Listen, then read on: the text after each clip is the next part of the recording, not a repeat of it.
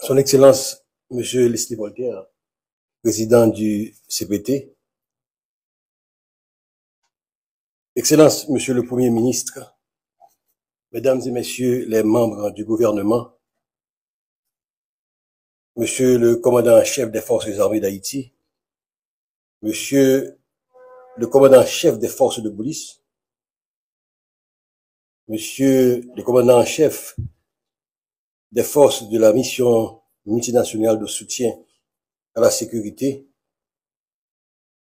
distingués représentants de la société civile, Mesdames, Messieurs les membres de la presse parlée, écrite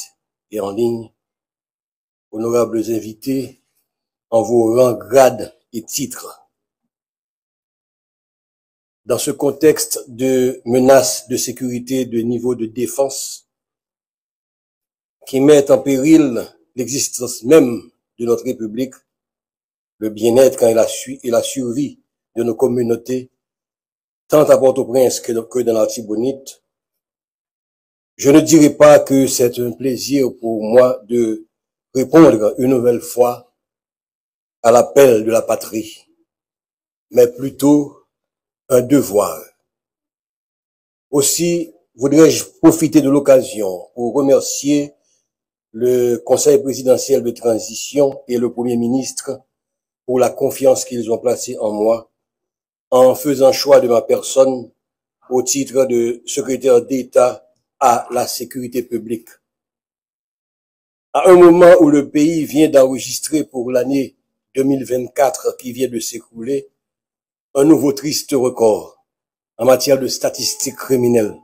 soit 5601 homicides et 1494 cas de kidnapping. J'ai une pensée spéciale pour toutes les victimes directes ou indirectes de l'insécurité pour lesquelles j'ose vous demander un moment de silence. Mesdames, Messieurs, si j'ai accepté de revenir au service de l'État et de la population dans un contexte aussi difficile que troublé, ce n'est pas parce que je crois que je peux faire des miracles, ni que je sois porteur d'un quelconque destin messianique, mais c'est seulement parce que j'ai grand espoir que mon expérience dans le domaine stratégique et opérationnel, associée aux compétences professionnelles de collaborateurs choisis sur mesure, pourront apporter une contribution significative dans ce grand chantier de la reconstruction de la gouvernance sécuritaire du pays. Évidemment, je ne me berce pas d'illusions sur l'ampleur des tâches qu'il convient d'abattre dans un délai que nous voulons le plus court. Redynamiser l'action des forces de police et des services de renseignement de sorte à optimiser les résultats opérationnels sur le terrain en ce qui concerne notamment la lutte contre l'insécurité. Coordonner l'action des principaux organismes publics coproducteurs de la sécurité de manière à générer un effet de complémentarité contrôlée dans le processus de sécurisation du territoire. Proposer au gouvernement une politique nationale de sécurité publique afin de permettre aux acteurs de sécurité d'agir avec une plus grande proactivité et une plus grande capacité de ciblage des menaces de sécurité. Et finalement, offrir à l'état-major de la PNH un encadrement technique pour lui permettre de renforcer la gouvernance interne de l'institution et d'améliorer le niveau de confiance de ses membres dans le commandement et le niveau de confiance de la population dans les forces de police. Tous ces défis qui nous paraissent colossaux sont pourtant nécessaires pour garantir la mise en place d'une ingénierie institutionnelle performante,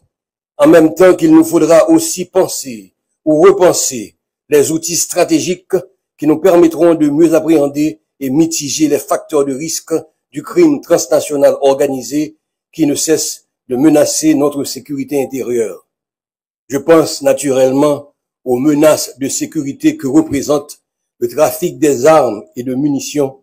impliquant les frontières haïtiano-dominicaines et les ports de la Floride, le trafic de drogue qui ne cesse de transformer notre territoire en un pays transit pour les cartels colombiens, la cybercriminalité qui attire sur notre sol même des acteurs criminels en provenance de l'Europe du Sud, le terrorisme dont les pratiques de violence prédatrices trouvent déjà un écho favorable chez certains groupes armés à Port-au-Prince et à Petite-Rivière de la Tibonite. Mesdames, Messieurs, s'il faut que je le rappelle, la fonction de la sécurité publique ne se limite pas seulement à concevoir, planifier, coordonner et mettre en œuvre des parades d'action institutionnelles se limitant exclusivement au domaine de la lutte contre la criminalité ou de la délinquance.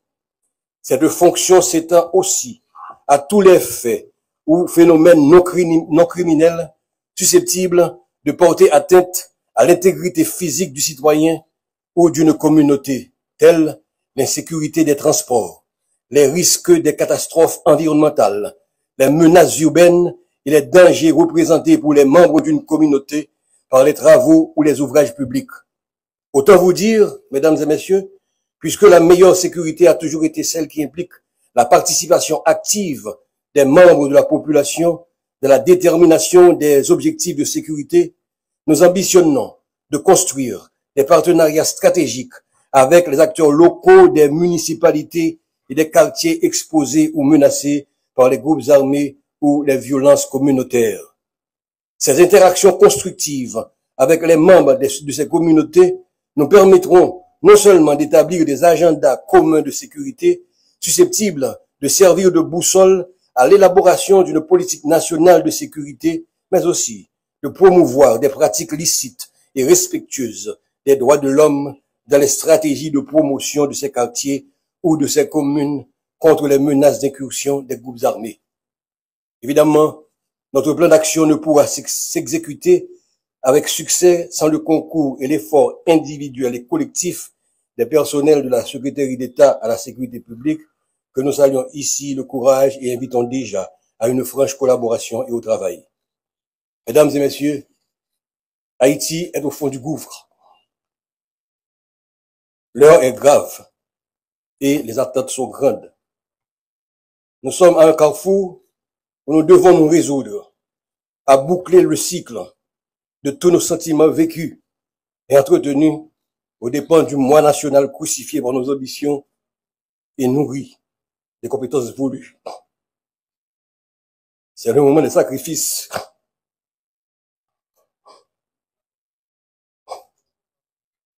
C'est le moment de la création.